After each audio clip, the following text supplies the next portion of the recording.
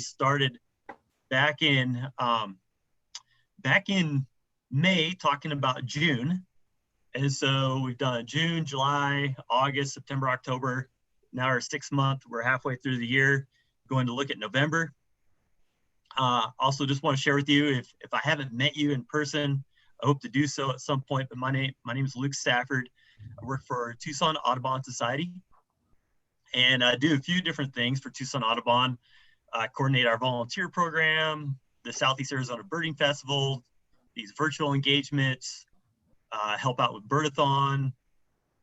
Basically, I have my fingers in just about everything with Tucson Audubon, which is fun. I get to meet so many awesome people like y'all. So if you have any questions about Tucson Audubon or what we're about, what our mission is, feel free to reach out to me at any time and I can help you out with that. Our mission is to inspire people to protect and enjoy birds. One way we do that is through offering cool opportunities like this. So I'm glad that you're part of this and here today. So as we move forward, even though you're all on mute and it's can't converse verbally, but we do want to have some feedback from everyone throughout the presentation. So what I suggest and really encourage you to do is to use the chat function, which you can find usually if, like I'm on a PC, but depending on what your device is, down below, there will be a little thought bubble icon that says chat underneath of it. And you can just click on that chat button. It'll bring up the chat box. And you can type a message into it as a few people already are. Oh, Linda Stitzer put in the chat that she wasn't lucky enough to see. Oh, she didn't see it. Boom.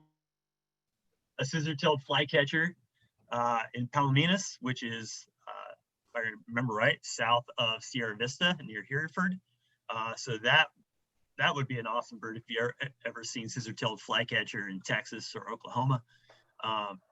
That's a good one to find in Arizona. So feel free to use that to converse throughout the presentation, put questions in there, put insights or thoughts that you have. One of Tucson Audubon's awesome volunteers, Tori West, is going to be helping me today by monitoring the chat box. She's also started recording the session. So she's going to be looking at the chat box and in some cases writing down different questions that y'all have, and then at appropriate times, she'll relay those questions to me and we'll cover those. We'll also have a time at the very end for you to ask questions verbally if you don't want to use the chat function, but I encourage you to do that. Joanne asks in the chat, have you done a class on how to use eBird? Yes, but it's going to be a recurring class that we'll do again, probably sometime early next year or early spring. We also have those for a limited time on our YouTube channel, which I can share with you later. So yeah, those are good classes led by one of our volunteers, Holly Kleindies. And we'll look at eBird a little bit today. eBird itself was experiencing some technical issues earlier today, so I'm hoping that's fixed. If not, that's all right. I have some other stuff planned. So we'll look at eBird a little bit. Let's dig right into birding the calendar, where to go birding in Southeast Arizona in November. Let me share my screen with everyone. And let's do that. Here we go. And go there. Come on.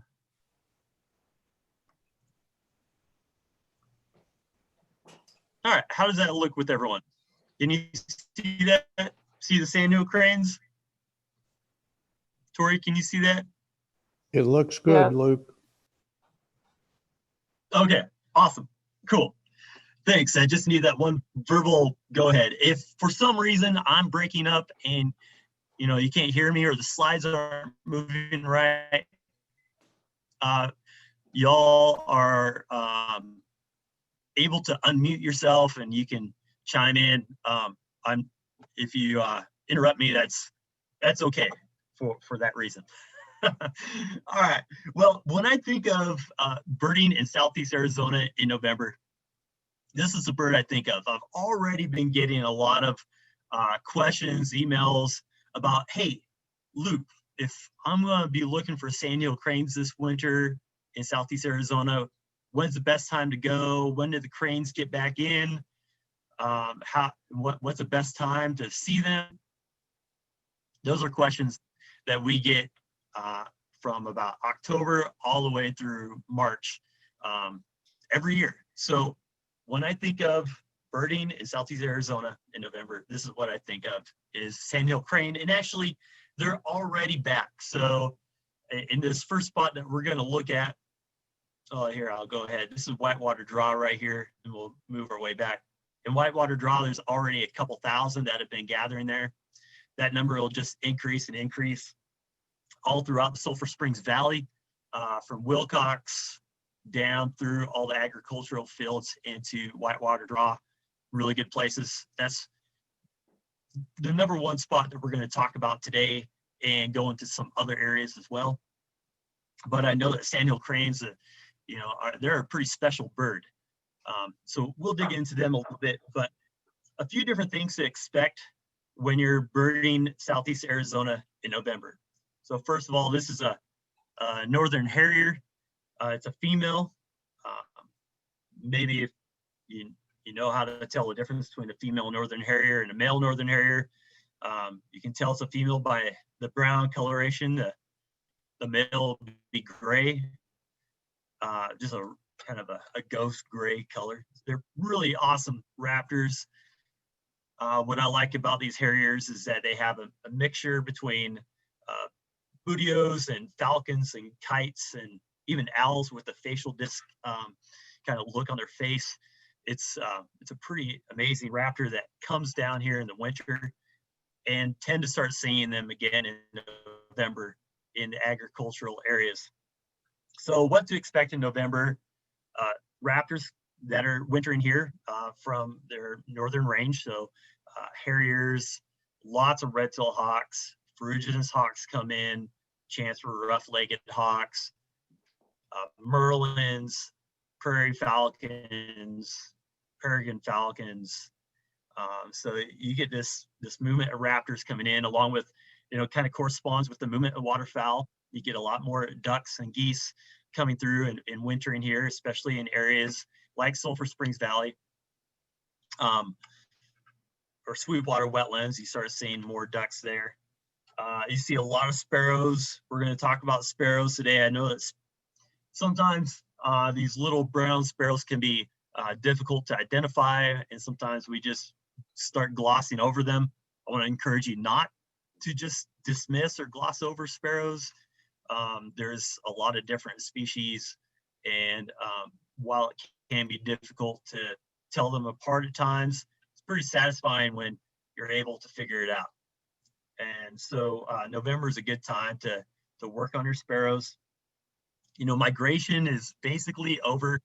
I know that we'll still have some lingering warblers, like it's not November yet, but it's getting close. And we just had a Canada warbler come through Tucson, and like Georgia, who's on this session today, she mentioned that she saw it earlier today at Brandy Fenton Park.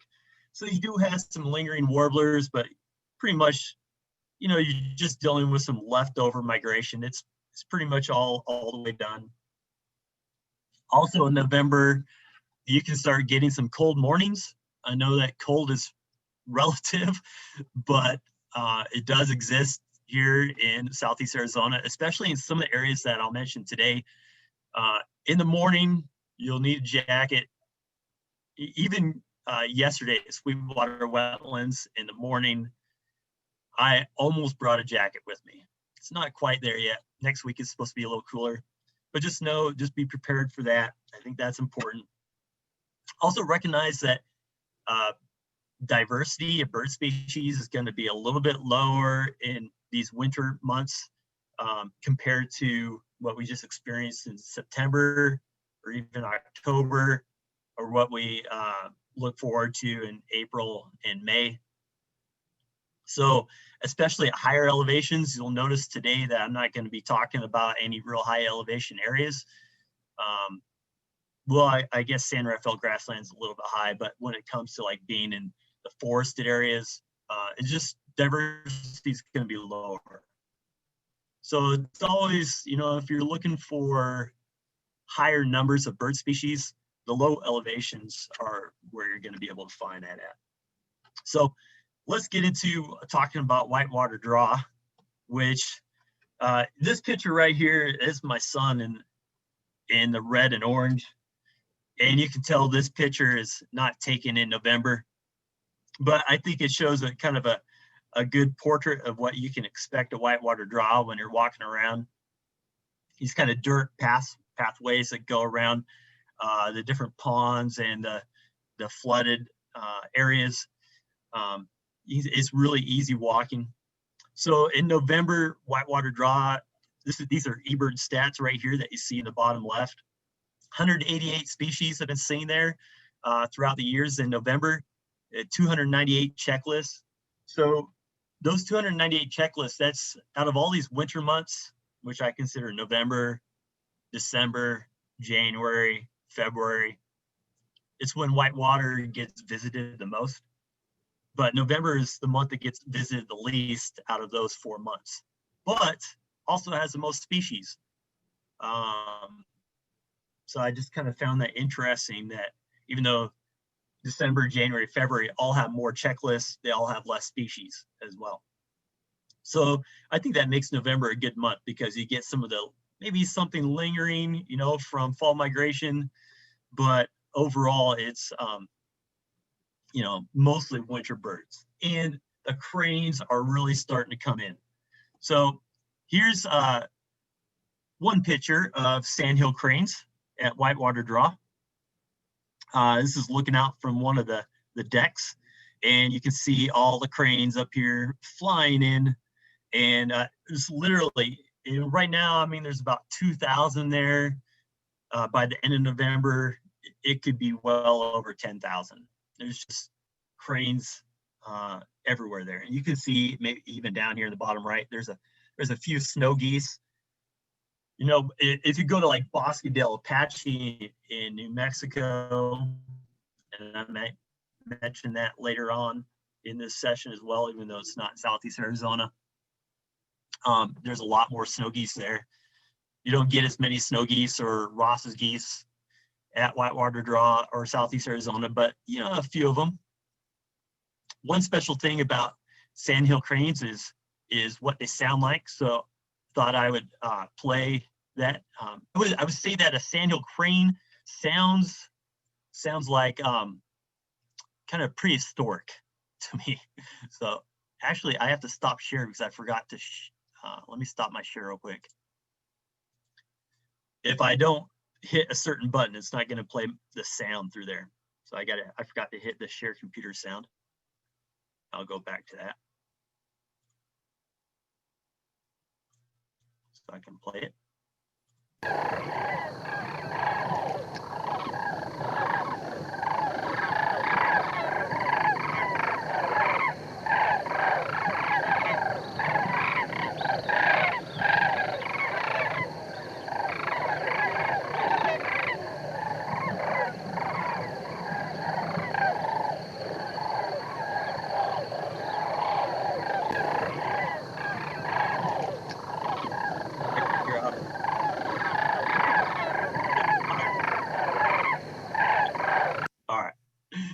Yeah, so you get the picture.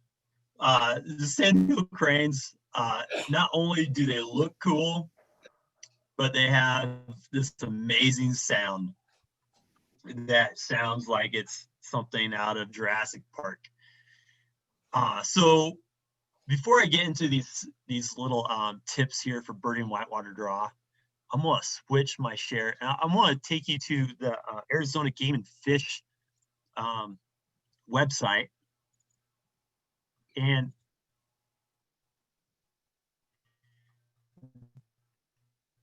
they have a sandhill crane cam from Whitewater workout so that we can see it. And hopefully there's some cranes there. it's, what is it right now? 1:15. There should be some cranes coming in that are done with their morning feeding and coming in. So let's see if there's any there. Oh, you can hear them. So you can see some over here on the left. You can see some coming in right here. This is what it looks like. You can hear the wind. It does get pretty windy out there at times.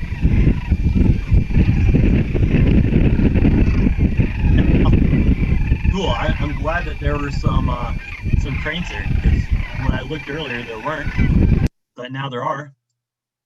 I also want to take you to one of my friends, John Sarton. He went to Whitewater Draw a little while ago and took a bunch of pictures, and so I just give you an idea of what it looks like here. So as it loads up here, hopefully for us. So this is a sign you'll see. I'll show you a map with some directions on how to get there here shortly, but this is what you'll see, the big Whitewater Draw sign. And then you'll go through this gate. No, not really. It's not a gate. It's just kind of like an entrance there. You can see there's a big like shed, kind of like a covering there, where you'll want to look in here for barn owls or great horned owls. A lot of times you'll have one or the other in there resting on their rafters. Here's some different, see, I'm going to get to a picture that has an overlook. So again, here, these are the pathways. It's really easy to walk around. You have these really nice boardwalk overlooks, and these fields here just kind of get flooded at different times throughout the year. And so right now they're pumping water in there right now, which is perfect for the cranes, perfect for waterfowl, and just a really good spot. So it's about, you can see here, it's about 1 hour and 43 minutes to get there from Tucson and go through Benson and St. David. I'm gonna go in here a little bit. No, go in. Okay, so you'll come in, go through Tombstone, and then you'll take, I was afraid that's gonna happen. This is Davis Road. Then off of Davis Road, this is Kaufman. I'm gonna get this off here. Scroll in here so that we can see the lay of the land. I know my internet's not working as fast as I want it to, but that's all right. So you come off of Kaufman Road. Kaufman Road is a dirt road. These roads are not bad at all, even though Kaufman and the entrance is dirt. They're really easy to navigate. Any sedan could go on them. So you come in through here, and this is that big kind of shed thing that I was talking about, where you should look for great horned owls and barn owls. You'll park right in here. There are different places you can stay overnight. So I think there's a vault toilet there. So you can, other than the vault toilet, there's really not much else there. So, but you can camp there overnight if you want to. And then, so once you park here, then these are the pathways that go around. This is a pond area that has water in it all the time, or most of the time. But just a really good spot to look and listen for Virginia rail, Sora, all throughout November. They should be there. And then as you walk through here, some of your first spots to look for sandhill cranes will be out in this area. And what I usually like to do is I like to walk counterclockwise. I usually go around this way.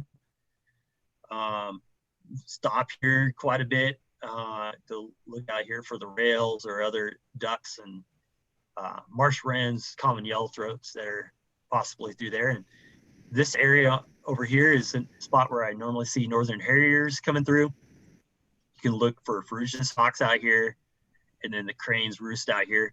It's can be a good spot to use a spotting scope. You don't need to have a spotting scope. It's helpful, but you don't have to have one. And then walk over this way, and this pond usually is pretty good too. Look at the edges. Look for American picks, Wilson snipes. Those are good to find through here. There's a pathway that goes out into this field. The only thing I've ever seen out here that was interesting was a dead raccoon. You don't need to walk all the way out here. And then I think it's closed after, like, right here. And then same with down here. You can walk down this edge a little bit if you want. Maybe find some sparrows, but really the main everything is right here. And you could spend, half an hour, or you could spend 2.5 hours. You could spend 4 hours here and not exhaust it. On this drive in here, it can be a good spot in this area for lark buntings. And then over in this area can be a good spot kind of around this house a little bit off of Kaufman Road for Bendire's thrasher. There are also curb-bill thrashers in there too, so you just want to prepare in advance, look at your Sibley guide, see the differences between Bendire's and curb-bill thrasher. But that's one of those Southeast Arizona specialty birds, Bendire's thrasher, that can be hard to find, but this is a good spot for them. So I'm gonna go back to this. So make sure, listen for soar and Virginia rail. I got a soar call right here. Every time I hear a soar, I just kind of laugh. It's great. And then a Virginia rail. Many times you won't see Virginia rail, you'll only hear it. To me, it kind of sounds like a pig grunt. See if you agree. Here's the Virginia rail call.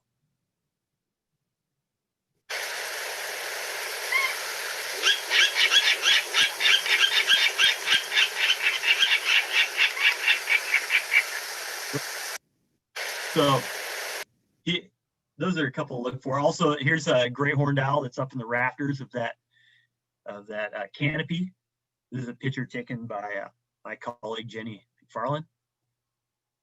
And hey, before we get into other birds of Sulphur Springs Valley, Tori, do we have any questions about Whitewater Draw?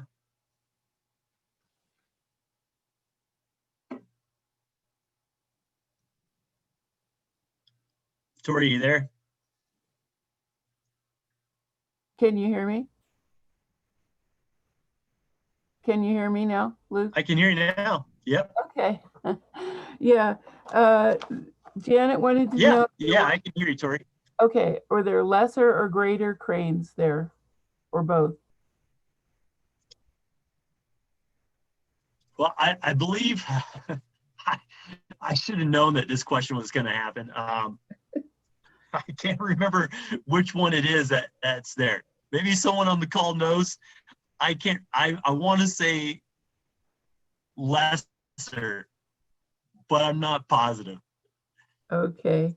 I'm working on putting together I'm working to put together a session about sandhill cranes with some experts from Bosque Dale Apache, and they'll be able to tell us.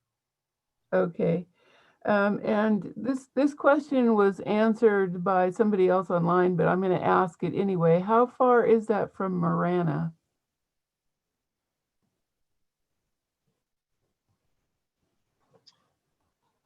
Well, from Tucson, it's let's see, we can go back and edit it so I want to say 1.5 hours to 2 hours.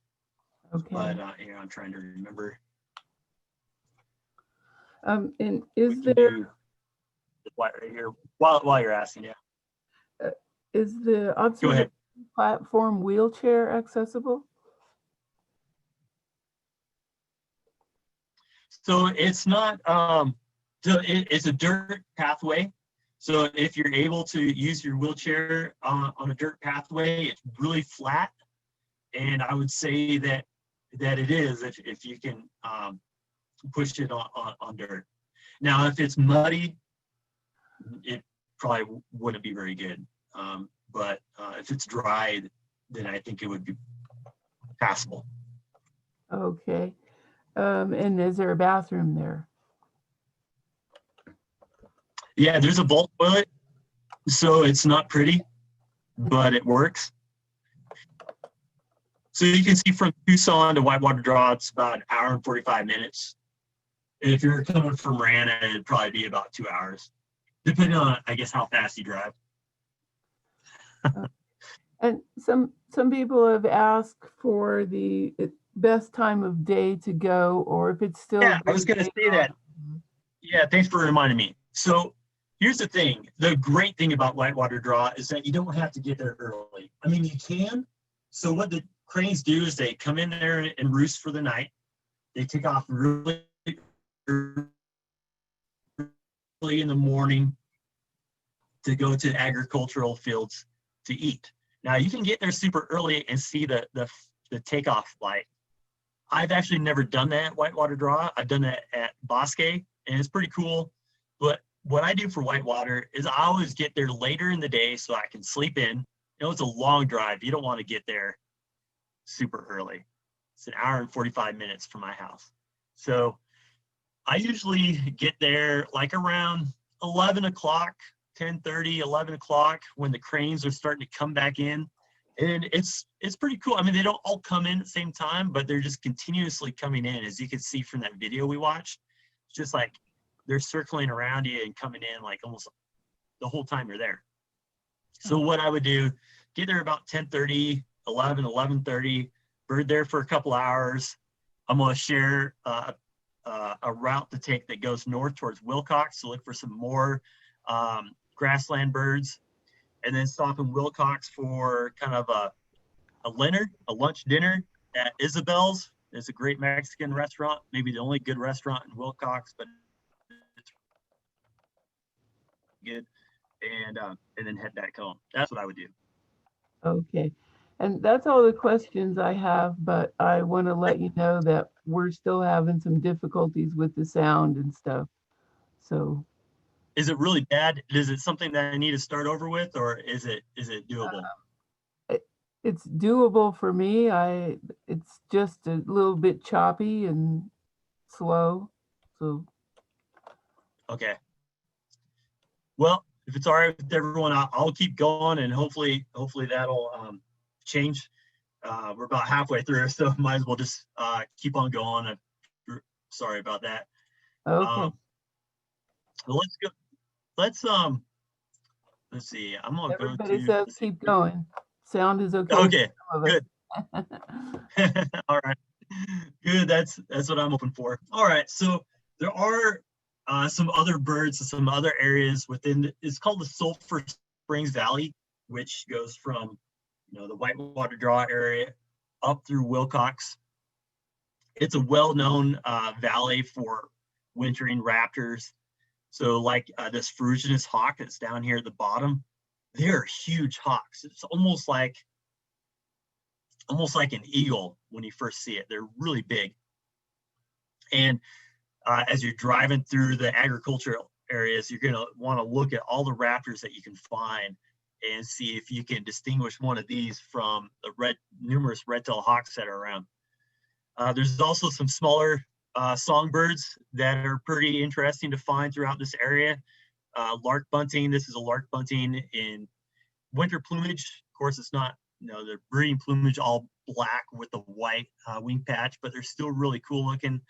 And horned larks, chestnut-colored longspurs, of course, snow geese out in the field. So when you're driving through these agricultural fields, you also probably see some really big flocks of sandhill cranes that are still feeding out there. I'm gonna hopefully show you here on in eBird some different hot spots to explore. This is Whitewater Draw right here, the little town of McNeil. I'm gonna come out a little bit. Hopefully my internet will catch up to me. But as you go north from Whitewater Draw, oh man, I can't believe this. It is not loading. I knew I was having troubles with the eBird the whole day. Okay, So as you go up, you see Wilcox is up here in the north. You're going to go up Highway 191. And what I would suggest is getting on the eBird yourself at some point before you go to Whitewater Draw, looking at these different little spots that go up Whitewater Draw, up this highway, and then there's a road that you're going to want to take called Kansas Settlement Road. Now, hopefully you're able to hear me all right and with that. But so as you go up through Sunny Zona, Kansas Settlement will be right after that. I'm going to get off of this because this is not showing up very well. I'm going to see if it's better to use Google Maps. I think it might be. eBird was having some real issues, so I'm thinking maybe it's just me. Might just be me. I want to show you where these places are at.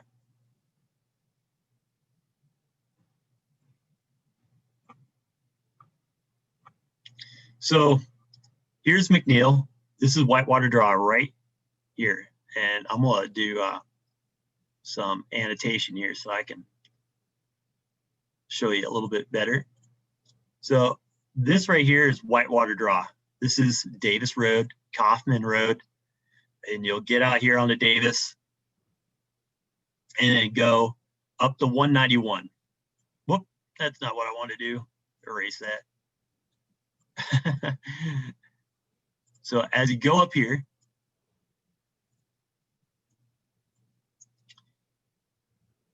up to 191, this road right here is going to be Kansas Settlement. There's going to be a place called Feria Dairy, which I believe is right around in here. And Feria Dairy, you'll see the hot spot on eBird if you look it up. It's spelled Faria.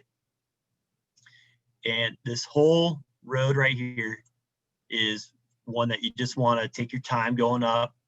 And Kansas Settlement goes all the way up to connect with the 186. And then that takes you right over Wilcox. So you can stop at Cochise Lakes if you want, and then head back home on the 10. So there's a Feria Dairy here. There's another dairy that's right outside of McNeil. That's a good spot to stop at. It's actually, I think, maybe just outside of Elfrida. If I switch to this map, it might work out a little better to show you. It's right next to a road called Rucker Canyon, and that's not showing up. So I'm just going to skip that. Let's go to new share.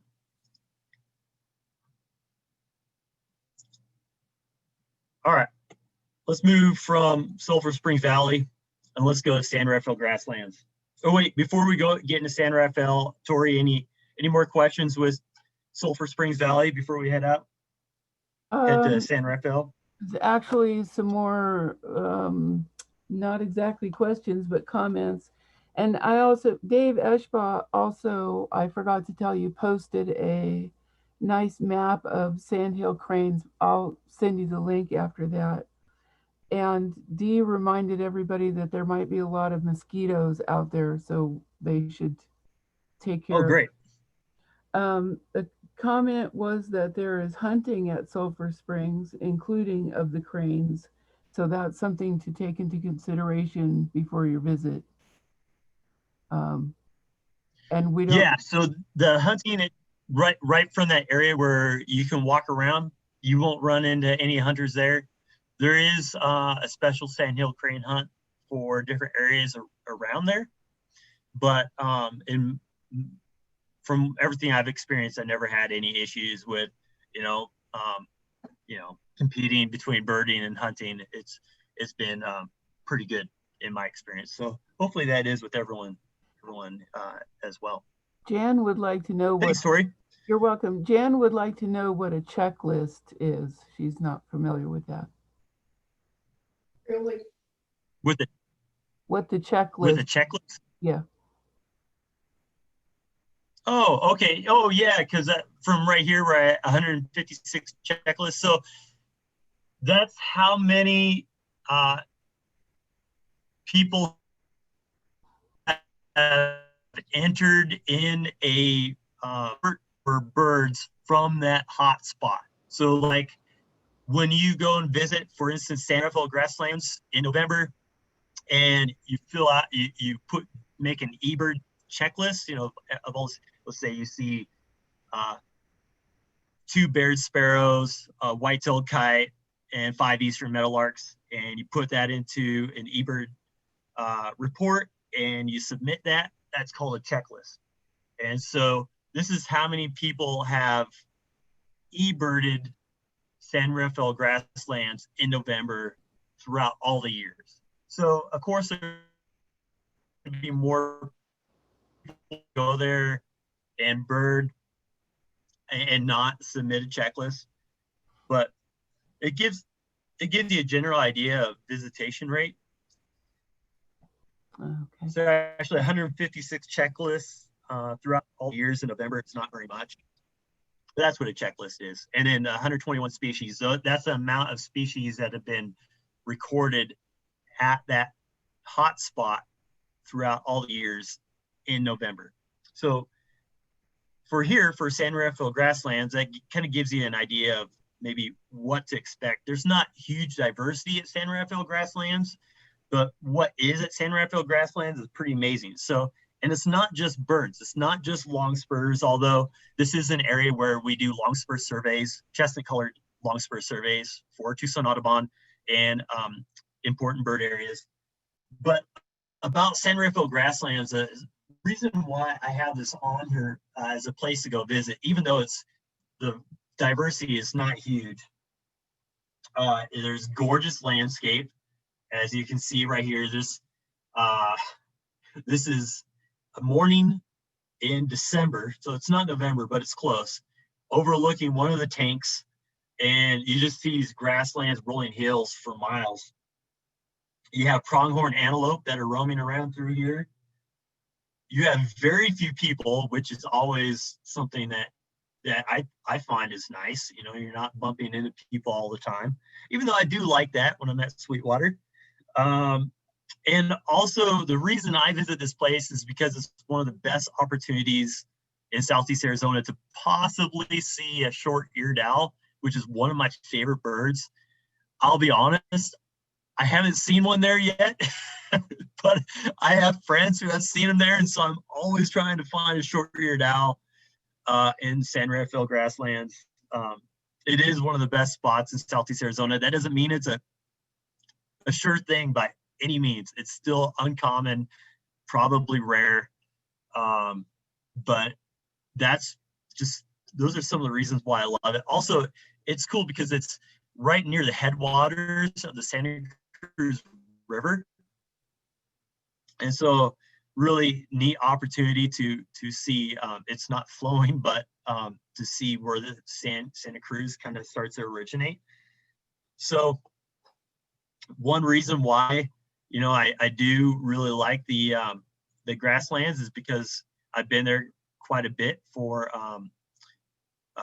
longspur surveys, and it's always better to hear usually I hear them before I see them. These are some chestnut color longspurs. I'm gonna play the call here real quick if I can. Evidently I put the button to hit the call right over where. All right, there we go.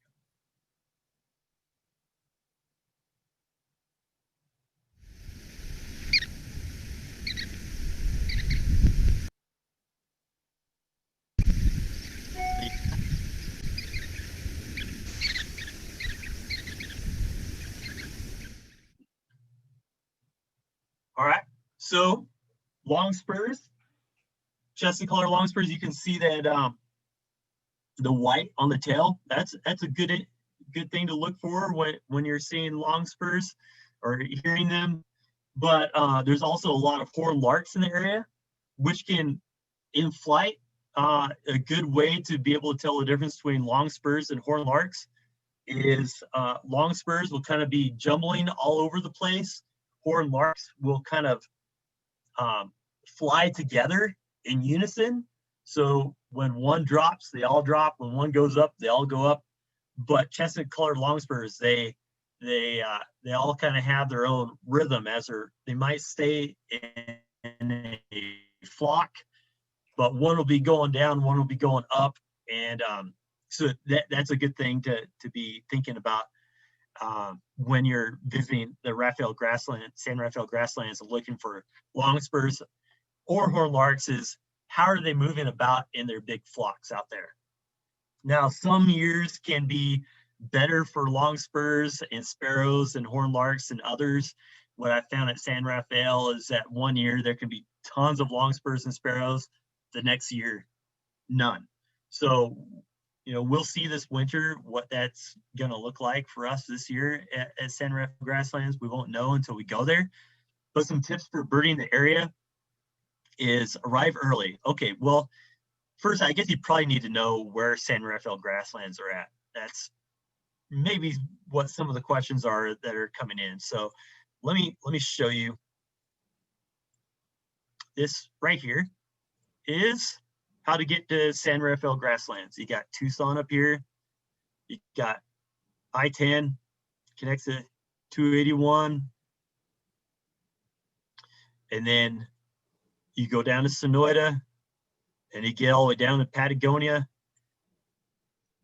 You go up over the Patagonia Mountains. This is a really cool area going up through kind of like along Harshaw. So, and all really know about right here as you're going up into the mountains, it's here, I'm gonna take this off. As you can see, it's about an hour and a half to get there. And so as you get into the Patagonia Mountains, it becomes a gravel road, which still, it's not a bad road, a lot like the roads, gravel roads around Whitewater Draw, that it's not too bumpy. A sedan could do it. And then when you cross over, you get into this area here. I'm just switching over. So you can see here, this is the Harshaw Road. And then as you come up the Harshaw Road, it's actually signed really well. You'll come up out of these oaks, and then you can't really tell from here, but you're kind of at a high point right here at this corner. And there's a big kind of parking area. What I always like to do is come into this parking area first thing in the morning and just look out over the valley. It's a beautiful sight. I'll maybe see the sunrise coming up. I would say, like at Whitewater Draw, you don't have to get there early. I love getting to the San Rafael Valley grasslands area as early as possible. Probably because short-eared owl, but also because it's the best time to see the sparrows. And there's fencing along here that a lot of times the sparrows like to get up on, especially if it's a frosty morning. You'll see them kind of lining the road. And so I'll stop here and kind of glass for different raptors. Can be a good spot for white-tailed kite. Of course, lots of red tails, but you can see golden eagle. You can see merlin, and harriers for sure. You'll see those, American kestrels, eastern meadowlarks. I had a conversation earlier about how to tell meadowlarks apart. Lots of eastern meadowlarks through here, loggerhead shrikes. And so park there, and then after parking there, you're going to come down. This is a nice gravel road, and come down. There are a lot of different tanks, water tanks through here at farm fields. And so, it's always good to kind of explore those areas. There's this little road that comes down here, and I believe it might be gated off. It was gated off at different times. If it's gated off, you don't want to go through there.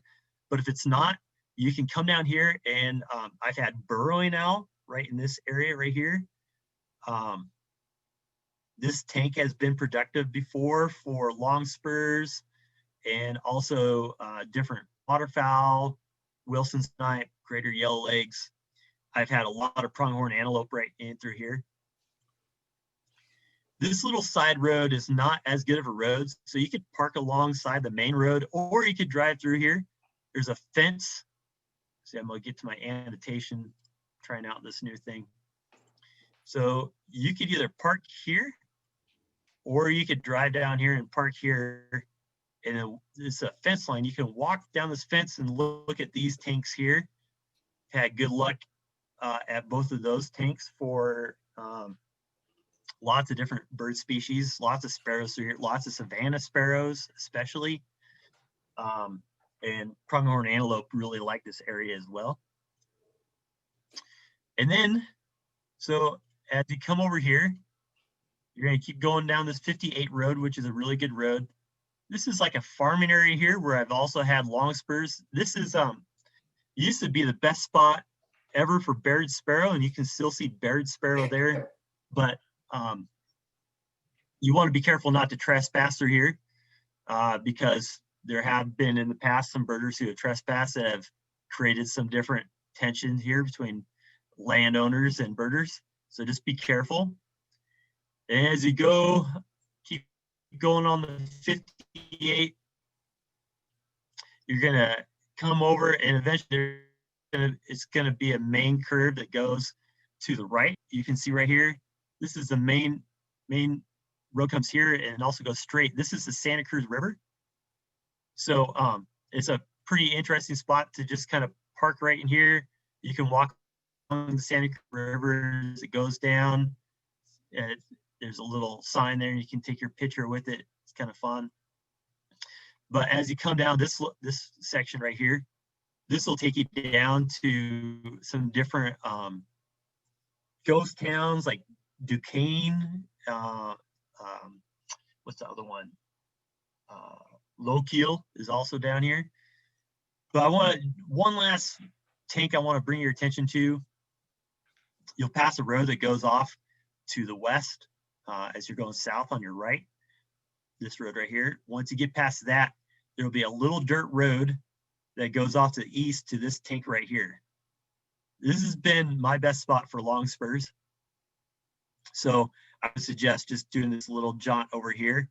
You don't want to drive right up to the tank because you might scare everything off. So just kind of park a little bit further away from the tank, walk up to it, and but kind of be stealthy as you walk up to it. And also, you know, keep your ears in tune with what's going on. You might hear them before you see them. If you keep on going down this road, it keeps going. It takes you all the way along the Santa Cruz River. And like I said, it'll take you right along the border of Mexico, and the little town of Lowell is down here, right here. So this is like a ghost town area. But all along the Santa Cruz can be, on this road, can be interesting to navigate. It's not that bad of a road. It's pretty easy. And you can find different sparrows, long spurs, white-tailed kites all through here. So that's a really cool spot to check out. Learn your sparrows. Yeah, obey the no trespassing. Those are some good things to think about. In the winter, bluebirds, both eastern and western, are something that you can see through here. Keep an eye out for rough-legged hawk. Pretty rare, but it's possible. It's fun. They do stand out. They got this really nice ochre-colored yellow face, kind of, you know, some distinct striping on the breast, kind of like a savanna sparrow. But sparrows do like to hide in the grass. Just got to be patient and, you know, sift through the brown birds and find one. Because when you do find one, it's pretty cool and satisfying when you find a barred sparrow. Tori, any other questions about San Rafael Grasslands before we move on? Yes. Christina wants to know if there is any boondocking or camping going that you can do there. Yeah, I've had that question before when it comes to the Patagonia Mountains that you drive through there. I believe there might be some spots back there, you know, in the Harshaw area where you can, yeah, boondock is a great way of describing it. I wouldn't say that there is so much in the grasslands area because there is a lot of private property. And so if I was going to be staying around in that area, it would be in the Patagonia Mountain area along Harshaw Road. There could be some spots there, but I don't have any specific spots to share. I don't know of any off the top of my head. All right, Lou wants to know whether the viewing of sandhill cranes is better at Wilcox Ponds or Whitewater Draw. I prefer Whitewater Draw. I think they're more dependable there. They will be at the Cochise Lake there, Wilcox Ponds area by the golf course. Last year or earlier this year, actually, had the Wings Over Wilcox Birding Festival, and I took people to the Cochise Lake there in Wilcox to see the cranes, and we had fairly good looks, but I think we would have had better looks if we went down to Whitewater Draw. All right. Dave wanted to, he just made a comment that people might want to consider using spotting scopes there and keeping low to the ground. And then another question. For the Baird sparrow or for the long spurs, larks, etc. Okay. Yeah. Luke, I was talking about coming into some of the tanks, just sitting down and using the scope as the birds come back into the tanks. Dave, that's a great point. Like I said, as you're coming up on these tanks, the birds are skittish, so you got to be stealthy. So sometimes the tanks are kind of set up to where you kind of have to creep up to them and look down into the tank. Those are the best ones because you can kind of, like Dave said, keep a low profile as you come up over the edge to look in there. Some of them, you're more out in the open. So you do want to take a very cautious approach. Someone mentioned that, Whitewater Draw and Sulphur Springs Valley has, hunters through there. You kind of have to have a hunting mentality, not that you're taking birds, but that you're trying to keep yourself hidden. Because, those tanks, they are really skittish. Okay. Mary wanted to know, she says she lives in the foothills of the Santa Rita south of I-10. Could she see Brewer's sparrows there? Yeah. Brewer's sparrows are actually one that's, in the winter, they become fairly common in some of the, brushy lowland areas. So it's definitely possible. Brewer's sparrows, chipping sparrows, they're kind of the same family. They're pretty similar. The juvenile, the immature chipping can look a little bit like Brewer's, but just check out your Sibley guide, or if you have a bird guide to look at. Look for the bird with the plain gray chest and kind of a basic pattern on their face. That Brewer's sparrows don't have a lot of real great markings to key in on other than just pretty plain. Okay. The last one I have is that when you are down toward, I think you pronounced it Lochiel, do you have to backtrack or can you continue? Yeah, Lochiel. Lochiel. Yeah. Do you have to backtrack there? Great. Yeah. That's a great question. So let's see if I can show you. So you can backtrack if you want. I've done that. But you can also keep on going. You can see it says Duquesne Road right here. And so Duquesne Road connects up with,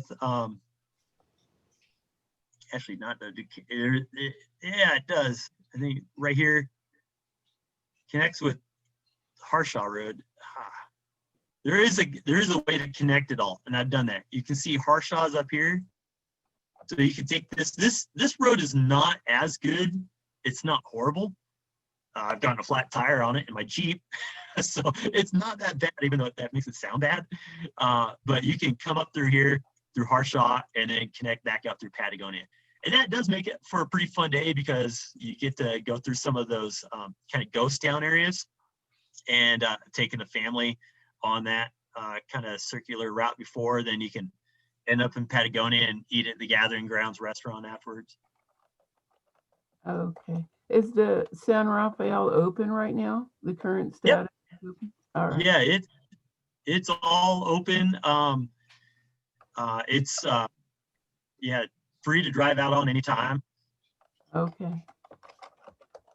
All righty. Awesome. All right. We'll go back to this PowerPoint. So, both of those areas are pretty far away. So I wanted to make sure to have a spot that was closer into town, actually in town. I like to have an in-town spot to go and check out. So for the month of November, I picked Fort Lowell Park. Earlier this month, there was actually a lot of action happening at Fort Lowell Park with dick thistles and Lawrence's goldfinch and eastern bluebirds. Seemed like there was something new or different being seen there almost every day. But the reason that I picked Fort Lowell Park for November is that there's a certain bird called, well, it's an American widgeon, but it's a variation of American widgeon that's been coming back to the same pond right at Fort Lowell Park year after year. Hopefully it's still going to come back again this year. And it's called a storm widgeon. So this is a picture of a storm widgeon right here on the left. You can see, well, let's first look at this one on the right. This is what a typical American widgeon drake looks like, drake being a male. They got this white crown right here. This is why hunters call them bald pates, because it looks like they have that they're bald. And then they have this green striping on their head, across their eye, the back of the head. And then below that green striping is kind of a black freckled gray color. Now, the storm widgeon, that black freckled gray color, is all white. So you have the original white here up on the crown, then you have the white that goes into the throat and the bottom part of the face. It's an amazing looking bird. And this specific storm widgeon has been coming to Fort Lowell Park year after year, and hoping that it'll show up again this year. And they usually start really coming back in November. So that's one of the main reasons why I wanted to bring people to Fort Lowell Park in November, is to check that out. I think I have a picture of this. This is the specific one from Fort Lowell Park. See, I saw it November 12, 2017, or at least this is when I took the picture. So I guess it would be pretty old by now, but it was there last year, and hopefully it's there again this year. Just look for that really white throat. It's an amazing looking bird. Storm widgeon. I don't know exactly why they're called storm widgeons, other than I think there is an old story of hunters who are out hunting. Someone shot one of these that came through after a storm, and I think that's how they named it. I don't know if that's true or not. That's what I've heard, but yeah, just something to be looking for. If you're not familiar with Fort Lowell Park, this is where it's located at in Tucson. You can see this is Grant Road right here, which is one of the main roads in Tucson. Craycroft Road going north to south. That's the other main road. And so it's actually just north of Glen, so about Glen and Craycroft. And actually where my son plays baseball a lot, or used to play baseball. And trying to get to this map here so I can and it's so frustrating because it's not working out the way I want it to. All right, here it is. It's starting to show up. This is Fort Lowell Park right here. This is Craycroft going north to south. This is Glen going east to west. And right where this big red dot is usually where I park. There's a pool area. And I like to park right in here. This is where the main pond is at, on the north side. And this section right here in these trees can be a good spots to look for maybe kingbird, They can winter through here. Western or eastern bluebirds. The pond area is where you would see the storm widgeon and other American widgeon, maybe some other rarities that show up here are red-breasted merganser, different gulls. There's been a violet-crowned hummingbird that's been spotted through here one November. There was Couch's kingbird, which is a really, really rare bird here for Arizona that was spotted here in November a couple of years ago. And then you can see over here to the east side of the park, there's these are all pecan trees. These can attract lots of different woodpeckers, including possibly Lewis's woodpecker. That's been one that's been spotted in there before in the winter. And then you can come through this little batch of trees here and come out into the wash. This is Pantano Wash, and walk along the wash if you want to find different desert birds like rufous-winged sparrow, black-tailed gnatcatcher, black-throated sparrow, species like that. And then you can kind of loop around. This is one of the few spots in Tucson where I know white-winged doves have wintered in the past, so you can walk through here, find the white-winged doves, and then make a little loop around. Usually blackbird flocks that congregate on the ball fields. So something to think about, always looking for new spots to go birding right here in Tucson.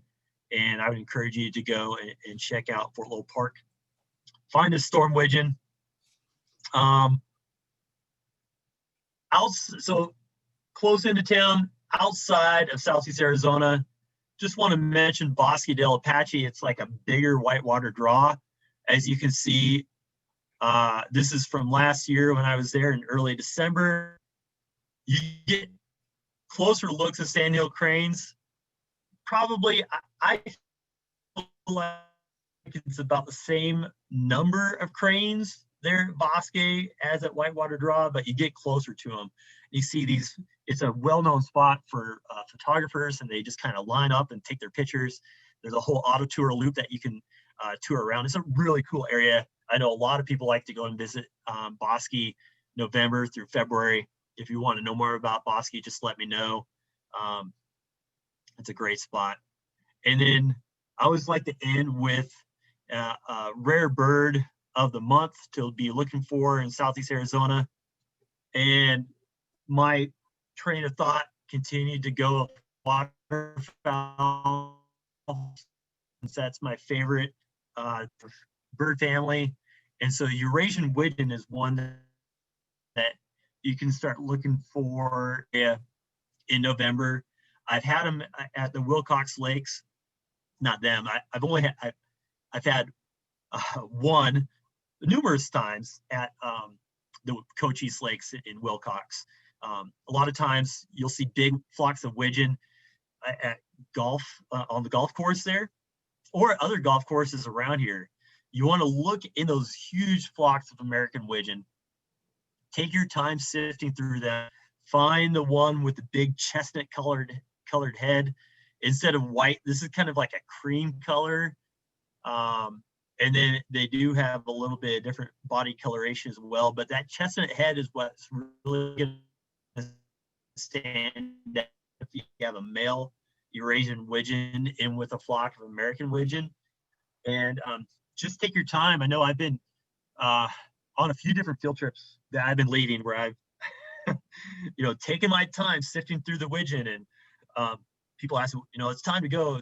I'm like, no, we got to look for the Eurasian. Then when you find one, that everyone's really happy. So November is the month to start looking for them, whether it's at Cochise Lake and Wilcox, maybe the Benson Sewage Treatment Pond, out, at any of the golf courses around here in Tucson. I think you could hold one. Whitewater Draw, certainly you could have one down there too. Just keep your eye out for those. Hey, that's I think that's about it for our time. So what I'm gonna do is I'm gonna stop my share and see if you guys have any other questions that I can help out with. I appreciate y'all hopefully not suffering through a bad internet connection. Hopefully it was worth your while and worth our time being together. I know it means a lot to a lot of people to be able to get together, even if it is over Zoom. So glad to be part of that. Any questions that I can help you with? Yeah. Answer about any of these? There was a question about whether or not the storm widgeon is a subspecies.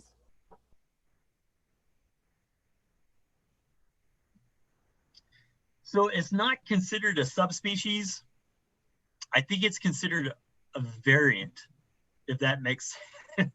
There's variants, there's subspecies, there's morphs. So a lot of times you'll hear like a dark morph, rough-legged hawk, or a light morph Swainson's hawk.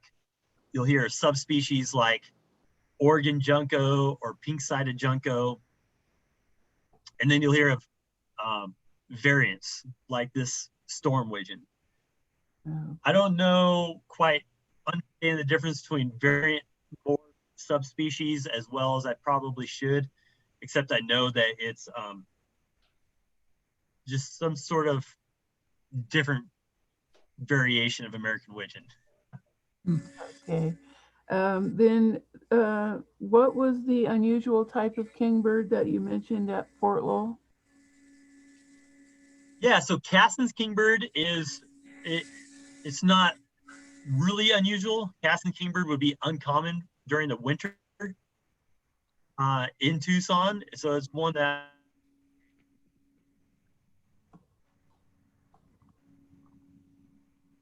during the winter.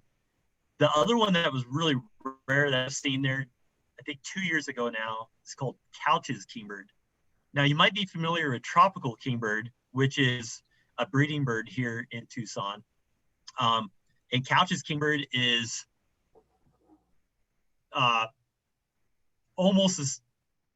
looks almost exactly like tropical kingbird. They sound different. Couch's kingbird breeds in Texas and other, more eastern places. Tropical is more western. So it was really hard to tell the difference between the Couch's and the tropical, but was able to get a good recording of it, and it was definitely a Couch's kingbird. So just maybe only a couple records ever in Arizona. Okay, I think that's it. Somebody wants to Let's know see, when any the- other questions? When what's that? somebody Oh, wants when to hunting. know- Here, I got Sorry. my sun is covered. Oh, there we go. The sun was glaring off. I had my window open. The sun was glaring off my computer. I couldn't see the chat box. Someone wants to know when hunting season is over. Well, duck hunting, crane hunting, it does vary a little bit depending on game management unit. So I'm not positive about Whitewater Draw area, but most of the time duck hunting season ends in mid-January. So, but like I said, so I'll be honest, like I became a birder in large part because of my duck hunting experience, having grown up with a family that hunted all the time. And that's how I really got to learn my ducks and why I love to identify them in flight. And so, I've never had any bad experience with bird hunter in the Sulphur Springs Valley. I would say that you can go and visit anytime now, all through hunting season, and you won't have any bad experiences. If you do, let me know. I'm always trying to bridge the communication gap between birders and hunters. I think that's really important. We both have a lot of the same ideals of conserving wildlife and habitat. I'm working on the hunting season. Just let me know. Let's see. Feel free to take yourself off mute now. I just want to tell everyone thank you so much for being part of this. I'll stick around a little bit to take any other questions you have or pertaining to birding in November and locations or anything else that's going on. Jim says storm widgeon might be leucistic. It's not a leucistic variant. It's I'll have to do some more research into it. Leucistic. Bosque. It's some other sort of thing. So Not quite sure. I will be visiting the Chiricahuas soon. Do you have suggestions? Yeah, is that Lucette that asked that question? Oh, yes. Yeah. Hi. Yeah, so visiting the Chiricahuas right now, that'd be great too. There are eared quetzals that are being seen along the Cave Creek Road outside of Portal. I don't know. I haven't been following up to the, I just got back from vacation like a few days ago, so I haven't been following where the eared quetzals are being seen now, but I have heard that they're still there along that Cave Creek Road outside of Portal. Okay. So maybe somewhere I would say the Sunny Flats campground is a good spot to start. And yeah, I would say bird around Sunny Flat, check out all the feeders around Portal, maybe for juniper titmouse, other birds that are coming into the feeders. I think there's still some clay-colored sparrows that have been coming into feeders there, so that might be some good birds to check out.